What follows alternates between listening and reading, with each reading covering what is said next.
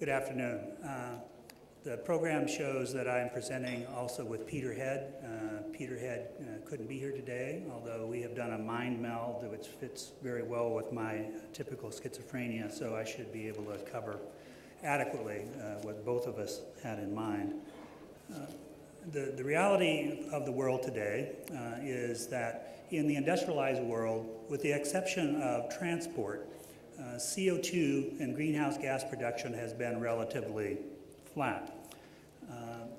Now that's not good enough, of course. I mean, it should be reducing, but it's been relatively flat. The substantial increase in the amount of greenhouse gases that are forecast are coming from the newly developing economies of China, India, Brazil, and other places who are carrying forward rapid economic expansion, and in that category I certainly would put Dubai and Abu Dhabi. There has been a lot of conversation about climate, mostly focused on the idea of mitigation. What in fact can we do to reduce the increased amount of greenhouse gases that we're putting in the atmosphere? And by the way, we often talk about carbon as the greenhouse gas.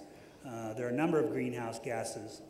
Carbon is the largest contribution, but most of the other greenhouse gases, particularly methane, have a 24 times higher impact on when put in the atmosphere than does carbon alone. And one of the things that we're always conscious of as we're thinking about ways in which to avoid increased CO2 production is that we're not coming up with alternatives that actually are more damaging than the CO2 itself, something that we constantly are keeping in mind. But with this focus on mitigation, we oftentimes lose sight of the fact that there is a bow wave effect already in place from the decisions and the activities we've undertaken. Even if we drop to zero CO2 production tomorrow, by 2050, it's very likely we will be exceeding the 2 degrees C that people are considering to be the threshold for some fairly dramatic destabilization of global climate. We see that the global climate is being destabilized in many places in the world already, and Arup as a firm is in the belief that it is inevitable that we'll hit 2 degrees C. And the question is, how do we actually prepare communities for the consequences that we can reasonably predict that will come from increased heat, increased weather-related events, sea level rise, a variety of other things. There is a huge amount of hunger for energy in the world. Energy is essential for economic growth. One way to think about the prosperity of the United States, which as I move around the world and compare the dollar to other currencies around the world, I'm starting to question our prosperity, but nevertheless, if you take the amount of energy consumed per capita in the US and convert that into the amount of energy found in calories of a typical diet, then you can say in the US we have at least 128 servants for each man, woman, and child, and it comes in the form of energy servants. And that's a big part of our prosperity. We have substituted all sorts of things for energy, and particularly in the deep south of the US, we have abandoned anything we could have learned from the native peoples in terms of how to maintain quality indoor environments, quality safe, and started substituting energy for thinking in many of those areas. The energy needs of the developing countries will increase by 230% by 2050, it is predicted by the United Nations. And so as we think about this issue of climate, we need to recognize that the status quo is not going to be adequate. We have to expect an increasing demand, and how do we meet that demand in ways that don't exacerbate the existing problems? When we think about urban environments and climate change, we think that the whole idea fits well and actually fits better within the context of sustainability. And I'll explain to you why we do that, and I'm going to get into some more substance here in a second. But one of the dialectics that is at play with regard to sustainability, carbon reduction, quality of life, and urban habitats is, on one hand, the thesis that we're dealing with a technical problem that has political attributes and barriers. And the antithesis is that we're dealing with a political problem that has technical attributes. And for me, it's clearly the latter. And it doesn't mean it's big P political, but the issue of finding successful ways to create livable communities in which people's behaviors will actually change in order to address climate consequences requires that we think not just in terms of technology, but we understand the issues of nostalgia and fear and aspiration, all of which are major players in determining people's willingness to change their behaviors in order to adapt. There is a huge information deficit in the community about these kinds of questions, a variety of other kinds of deficits. But I think the primary deficit is on the part of the design profession in not recognizing all of these human attributes that have to be served if people are going to be willing to make the steps necessary to create a more sustainable future. And we think of sustainability not as an end, but as a means. The only legitimate end of all of our endeavors is to optimize conditions for human development over time. Sustainability is an analytical framework and a decision-making tool that allows us to think in depth and in breadth at the intersection of issues and through time in order to work on these optimization strategies. As we're worried about these carbon issues in communities and both mitigating the effects of our behaviors in increasing greenhouse gases and also mitigating the consequences or adapting our communities to the inevitable consequences of change, we have to get much smarter about the human side. I do a lot of work in China, as do a number of my colleagues.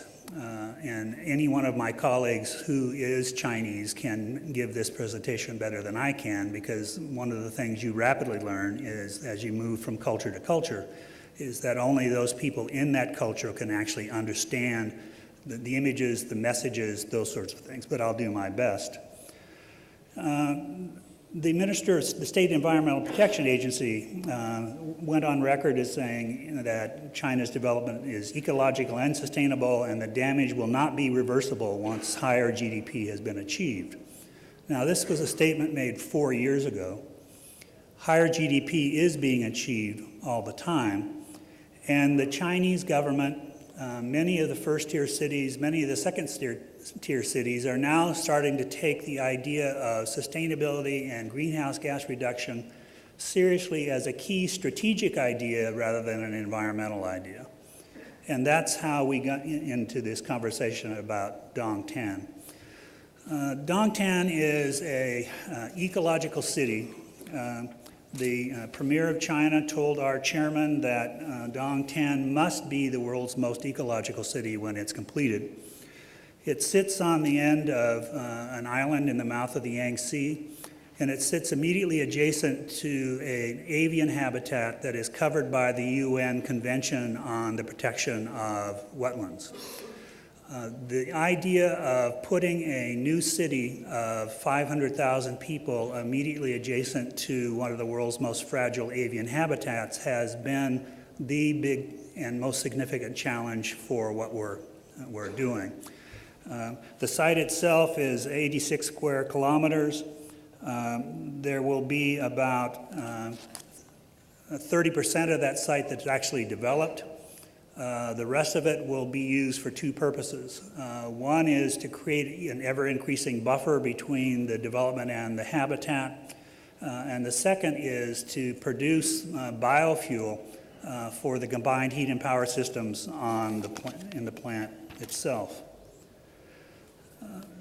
One of our key goals is to reduce the ecological footprint as compared to the rest of the development around Shanghai in order to do this. We've gone here from 5.8 global hectares per person. Dongtan will be at 2.6 based upon existing technology. We believe that the technological innovation, particularly that technological innovation being produced in China today, will allow us to make much greater strides than indicated here.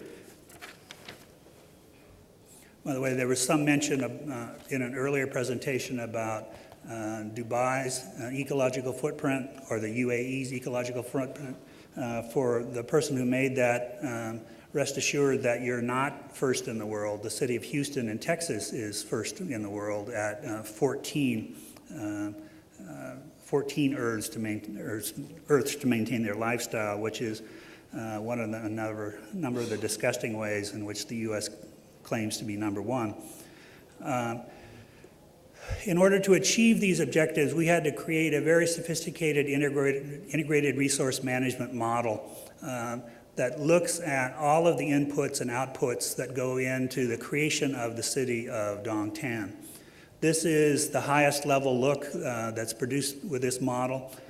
Within it, you can change the variables and understand what it means for ecological footprint and what it means for carbon production and what it means for all our greenhouse gas production.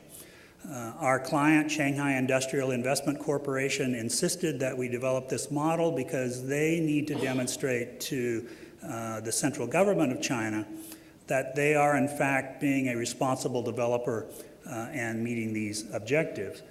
Now this is as complicated as it looks. It's actually much more complicated than it looks to run. I don't understand it, but the engineers in our firm have tested it against most of the rest of the models developed in the world and find that it is very effective. On our energy strategy, we have come up with a plan to reduce the total energy demand by 64% compared to a traditional Chinese city, and to have 0% CO2 emissions from the energy production on site. There will be a combined heat and power plant that drives a steam turbine to generate electricity. We'll be burning the rice husks from the farmlands adjacent to the site, thus essentially accomplishing three things at the same time. The first is we'll provide a secondary source of income for the farmers by taking the rice husks that are typically just burned in the field or burned at the mill, and instead burning them in our plants and paying for them. We'll use that CO2 from this combined heat and power to run our greenhouses, which I will describe in a second. And also our material scientists find that in burning these rice husks, you create a crystalline material that can be formed into building materials. And almost all of the shingles on the roofs of the buildings in Dongtan will be made out of the silicate form of these rice husks. There'll be all sorts of sources of energy: wind farms, biogas, photoelectronic cells.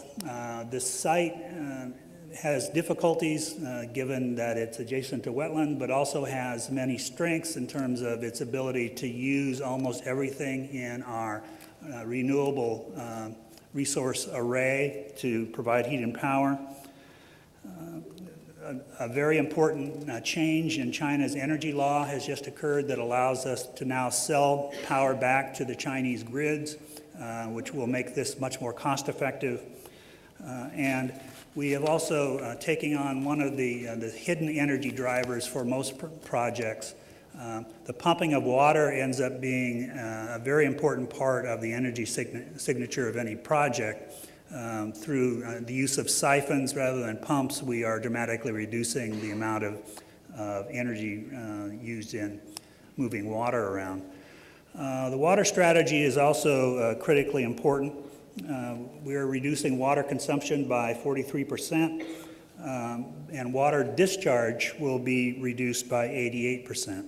That's because we're using almost all of the gray water for agricultural purposes and for toilet flushing.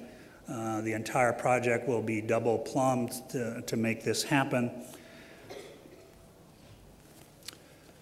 We have an agricultural strategy as well. This tends to be more on the bleeding edge of technology than the leading edge, but it looks like it's probable. Our beta tests in both the Netherlands and in New Zealand look good.